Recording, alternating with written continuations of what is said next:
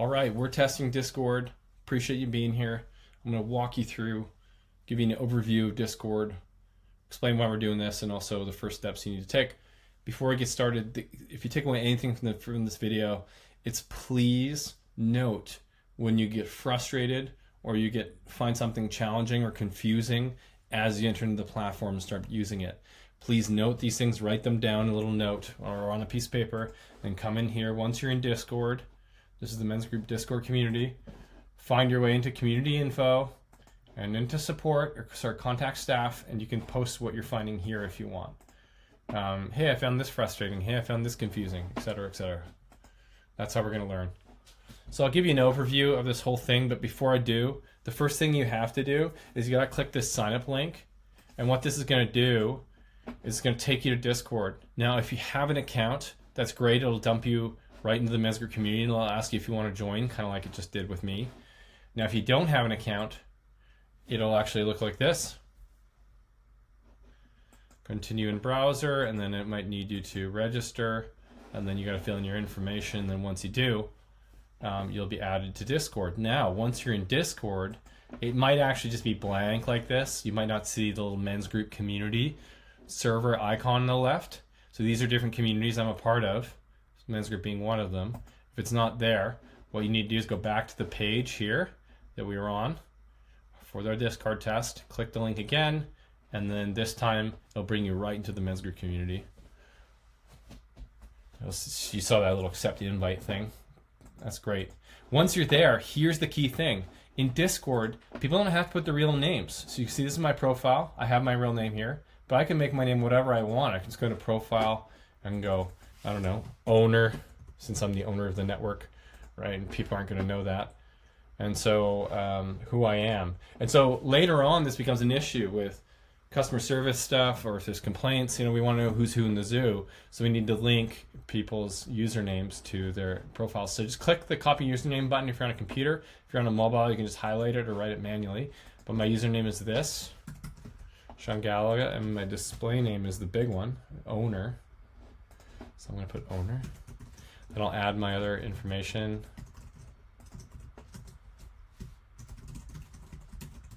And then once I submit that, so you can't move forward to Discord without this this submitted. This way we'll be able to tie your Discord account to your customer service account for Men's Group. So submit that. That'll take you to Discord. The first thing you're going to see is actually not this. You're going to walk through the onboarding. So in the time we were trying to build our own app, people were saying, "Hey, Discord's come a long way. Have you checked it out?" And this is what they mean. There's a great onboarding process that allows you to select the topics you want to see in the community, so that when you arrive in the community, it's already curated. So let's say I'm going through divorce, okay, and I'm feeling anxious, okay, and I'm a veteran, okay, and I'm interested in trauma healing, okay, cool. And then we can go down to finish after the rules. Great, so now we're in the Men's Group community. This is our server guide, which you can see on the left here. This is a little welcome, and it'll give you a couple starting points that kind of act as a checklist. You can click through each of those to read that content and to get up to speed.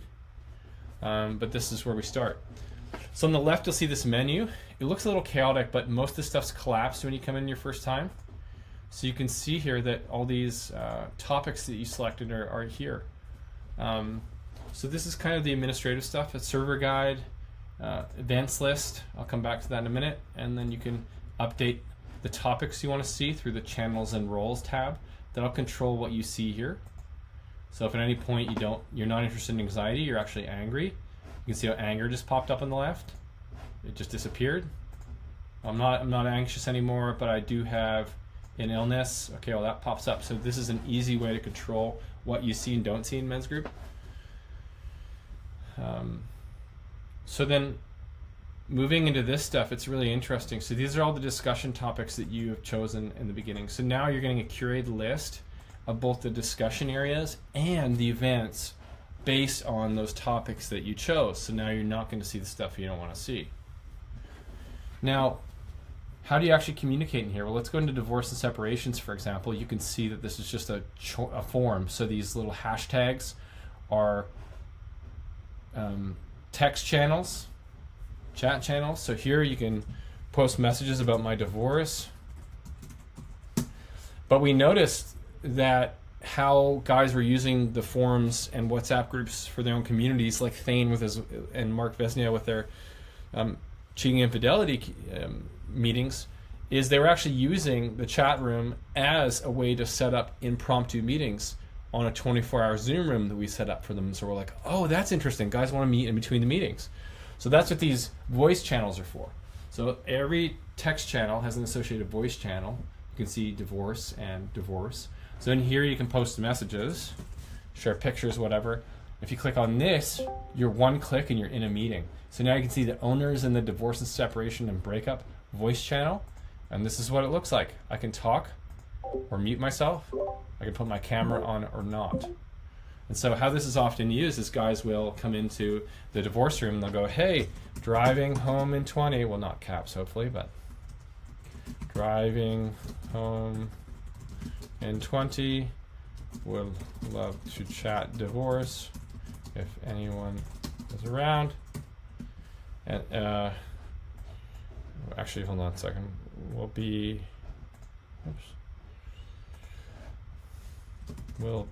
in the voice channel. And then as a guy's walking home or walking his dog or driving or preparing food, he can enter the voice channel and other people can see who's in that voice channel. So other people see when they tune into their community, and they can get a notification, hey, Sean entered the voice channel. And so now all of a sudden, you know, you can have these on-the-fly meetings. These voice channels have all the same features as Zoom rooms and Zoom accounts, except it does not have breakout rooms, which I'll come back to in a minute. But otherwise, if you launch one of these things, or if you're a moderator in this group, you have all the same features of muting, reporting, kicking participants, renaming, etc. So really excited about those. There's also another way to use these voice rooms, and that's to create a temporary voice room. So up here under create a channel, you can see create a temp voice channel. This will allow you to launch a voice channel on any topic you want. So if there's a specific topic that doesn't fit into the channels you're part of or the overall channels list here, which will happen, right? Like there might be topics that are in between or whatever. What you can do is you can just come into the channel status of this voice room and you can go, I want to talk about Trump and world recession. Because a lot of people are scared about that right now. Maybe it's a fear you'd like to express. And not to get political, but just to talk about, hey, what happens if this happens, and to reassure each other or whatever. Set that status. Now you've got your own voice channel going about a specific topic, and people can see that and choose to join in or not, and they can see who's in the room. So that's cool as well. When you're choosing to join these different rooms or not, you can see in advance who's in there. So maybe there's a guy who really aggravates you and you don't want to be in there. Maybe there's a friend that you really like. So these voice channels are going to be a game changer, I think, but we should get in and poke around on how to use them. They're also used for events. So moving forward, one of the pains in our side of Men's Group is that we have to have 12 Zoom accounts that we pay for with different logins and names and passwords and links for every meeting, and our Mint team has to manage all those, and we have to expect members to store the links to meetings somewhere, and they have to save them in a calendar or whatever. And then for our facilitators, making sure they have the right link. What account is it? What's the Zoom link? What's the password? You know, it's a hassle. So moving forward, we will have the 95% of the meetings actually be held in these voice channels. So you can see this divorce meeting here. If you click through to the event, there's all the details. Nice event page, hey? And you can click through the voice room there, or even just here, and boom, one click, you're into the meeting. So that's cool. It makes it really simple from like a login and link perspective, but then also the secondary benefit, and probably the bigger benefit, is actually that people are going to see you in here and they're going to jump in as well. So it's going to drive engagement to our meetings as well. Yeah, with regards to the breakout rooms, quickly, if your Zoom meeting does have breakout rooms, we'll keep the Zoom links for those, but it's only 3 different meetings a month that have that out of our 150. So most of them will move towards these improved relationships, voice channel, or whatever the voice channel is for that thing. Now, if you want to message somebody personally, the chat on here is really good. So let's say I want to message this Sean guy. I can send him a message. Hey, Sean. I can see how many times I did this video. But you can get him a little message going. The chat's great. And you can report block or add him as a friend. Report spam is good. And this is your chat list right here, your direct messages, and you can always find that at the top left. So the chat's great. You can see these are the different servers that I'm personally a member of. So Men's Group, Kill Tony, which is a stamp comedy community, and then a video game community that I used to model what we're doing in Men's Group off of. And so these are all the features in here. You can edit your own stuff by clicking this settings toggle. You know, good to go there. There are a few shortcomings of Discord.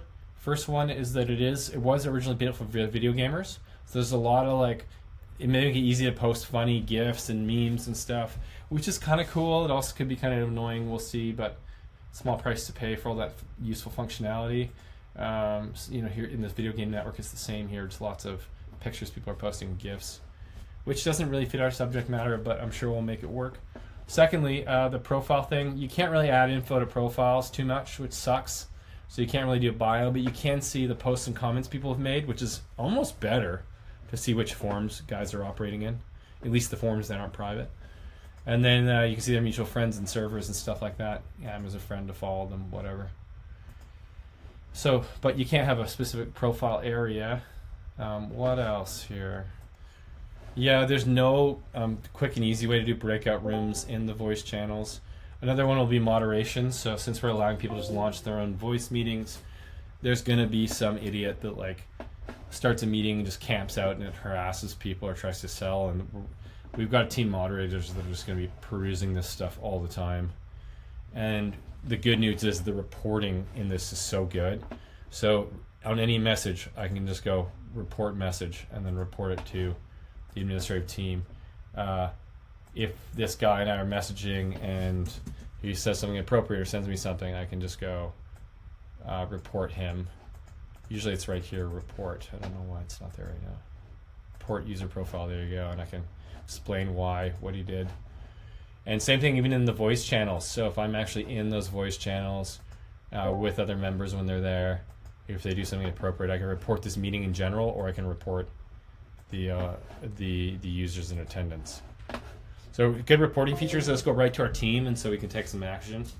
But it is still a liability that guys can not use their real names, and that's fine. We want to encourage that when they get started, but also that could lead to shenanigans.